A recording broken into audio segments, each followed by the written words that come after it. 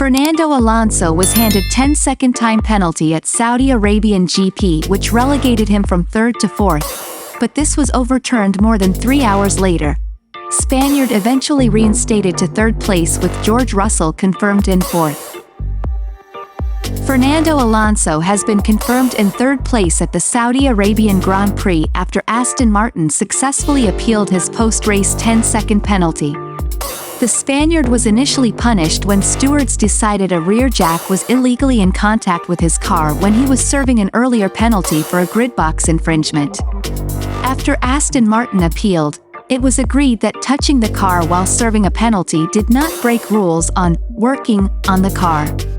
An FIA spokesperson blamed conflicting precedents and said the confusion would be addressed ahead of the next race in Australia in a fortnight.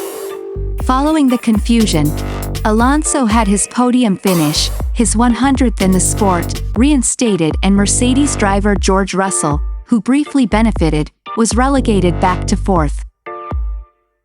Alonso was extremely critical of the sport's governing body, telling Sky Sports F1 after the race, "I was on the podium, I did pictures, I took the trophy, I celebrated, and now I have apparently 3 points less. I don't have 15, I have 12. I think it is more FIA poor show. You cannot apply a penalty 35 laps after the pit stop.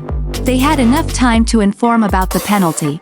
If I knew that, maybe then I open up 11 seconds to the car behind. Today, we didn't put on a good show for our fans. I know the team is trying to review it with the stewards now because we didn't understand fully the second penalty," said Alonso. Aston Martin team principal Mike Crack said, "The regulation said you may not work on the car. It's maybe a little bit ambiguous, but this is something that we need to look at. We have a clear procedure for it, we have a countdown, and everything was fully safe. No advantage came from it." Russell, who initially benefited from Alonso's penalty, admitted at the time he didn't agree with the call.